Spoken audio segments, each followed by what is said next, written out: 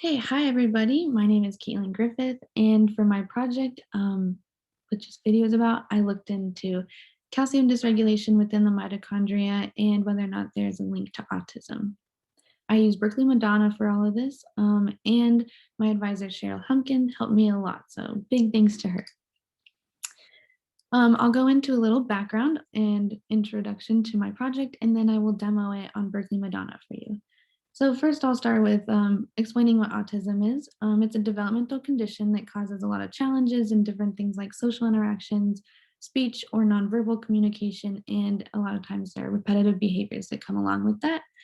From individual to individual, there's a lot of different symptoms and that vary a lot. So it's on a spectrum, of course, and there's a lot of comorbid disorders that come along with it as well. So it makes it a little hard to diagnose it sometimes. Autism affects 1 in 59 children, and the average age of diagnosis is 4, which is very delayed and late. And this is due to it being solely based on behavioral qualities because it is so age dependent. And with future research on this topic that I will talk about, hopefully it can maybe lead to finding an early life biomarker for autism in order to be able to diagnose autism quicker, sooner, earlier, and come up with more treatment options for those affected as well. So for my project, I looked at calcium dysregulation specifically in the astrocytes and specifically within the mitochondria of our cells, and looked to see if there was maybe a link between that and autism spectrum disorder. Calcium is very important. It regulates many different cell activities, really important. And there has been a lot of documented mitochondrial dysfunction with those in autism and different studies, but what I wanted to know is if there's a difference in calcium signaling and if that has anything to do with the diagnosis of autism. We look closely at the IP3 receptor deficiency and specifically the latency to opening and closing and how that might affect how much calcium goes into the mitochondria. So with this, I used Huart cell as a control model, which was very helpful. And then I was able to manipulate that cell and add in a mitochondrial equation, which I came up with myself and Cheryl Humpkin, and was able to also manipulate that and add in an autism factor to kind of tune it to see how it is affected. And so I have 3 different models, and I will show you those soon.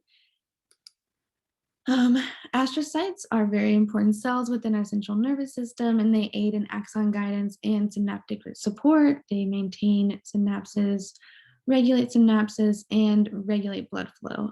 There's a lot known about astrocytes and kind of their role in certain diseases, such as Parkinson's, Alzheimer's, epilepsy, schizophrenia, and depression. But what's unknown is whether this structural change in astrocytes represents a reaction to injury or whether the astrocyte is providing detrimental signals of calcium that contribute to these disorders. What we're going to look at on Berkeley Madonna specifically is calcium oscillations. Again, calcium is very important, basic activities of the cell, but important activities of the cell. That's what they regulate. And an excess or deficiency in astrocytes can lead to a lot of different issues.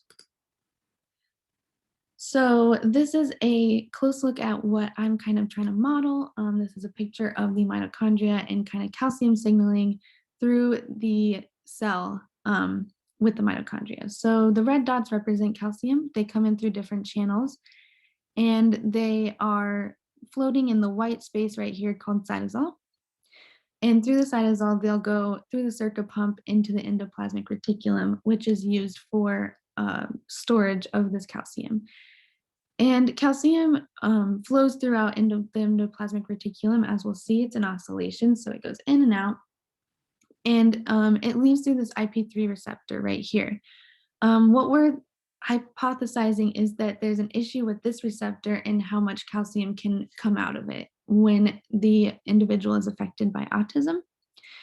Once it is in this tight space of cytosol, it goes in through these two channels, the MCU and the VDAC, into the mitochondrial matrix, and it can leave through this sodium-calcium exchanger, which also had to be added into the equation to show how calcium enters and leaves the mitochondria. Here's a basic drawing of this, just the cytosol. What we're looking at is how calcium comes in through the cytosol, into the ER, out through this receptor, and into the mitochondria, and again, out into the cytosol. So it's like a basic rundown of it. And here I will show you Berkeley Madonna and kind of how we modeled this. So the first cell model I'll show you right here is Huart cell. And that's our control model. It's already been made before. It's in Berkeley Madonna, but we used it for comparison. For this, we have different things on the left that we enter in. We have Z, which is the calcium in the cytosol, Y, calcium in the endoplasmic reticulum, and A, the concentration of IP3 receptors. So these are the differential equations that have to do with how this calcium kind of moves through these parts of the cell. We have our initial concentrations of calcium within these cell parts. Then we have our rate laws or equations for each of these calcium oscillations and kind of how quickly or how much calcium goes in and out of these parts of the cell. And then here we have just different variables that correlate with this. So we can see here that there's different calcium oscillations for each variable. Z is in black, Y is in red or orange, and A is in blue. So remember, Z is the cytosol, and kind of you can see here that calcium goes into the cytosol and it goes out. So it's different oscillations that we're modeling. So this is the control. Then we have here the model that I kind of came up with. By this, we have the same Huart's equations and model for the ER and cytosol, but we have added in a new equation for M, which is the mitochondria. And with this, we also have new rate laws for how it kind of moves through the mitochondria as well. And you can see here that we have still our same red and black and blue and Z, Y, and A, but our green line here is the mitochondria. So that is what was modeled, and this is kind of what it looks like. You can hit run and it'll run for you, of course, but this is what our mitochondria line looks like. So from here, I was kind of had to figure out how I would model in autism in that variable within these equations. So that is the third model I will show you. Oops, that's not it. It's right here. And so we can see here that I added in this variable ASD. And ASD is the autism variable that kind of fine tunes how, like that spectrum. So how much the cell is affected and how much calcium is affected in this. So ASD is going to be correlated into V3. And when doing our research, we kind of researched how much of a deduction there is in calcium through the mitochondria, and it was 1/10, or like a tenfold reduction. And we added that into this equation because that is kind of how much calcium is coming out of the endoplasmic reticulum. And here you can change it from 1/10 to 1, which 1 is like the normal cell.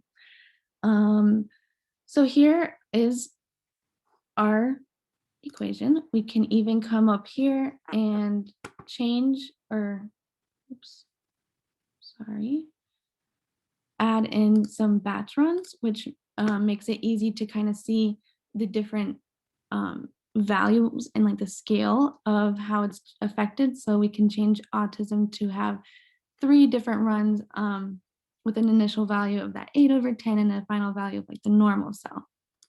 Press OK here. As you can see, there's a lot going on, but we're going to isolate the mitochondrial line and kind of zoom in here.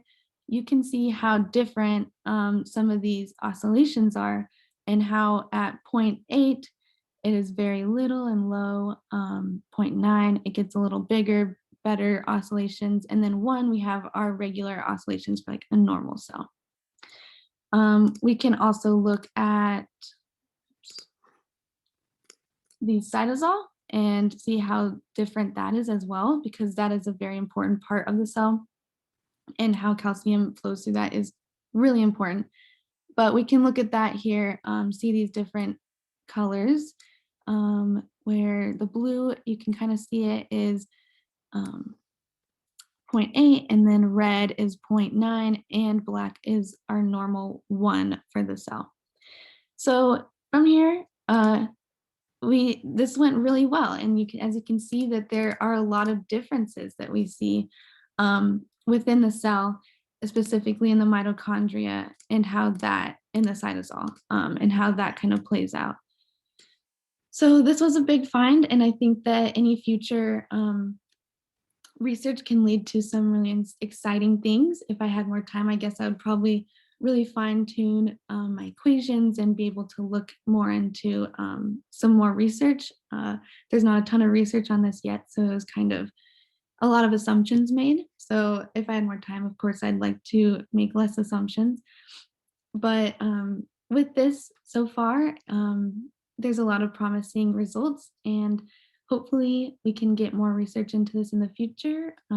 Hopefully an early life biomarker for autism is something in the future as well.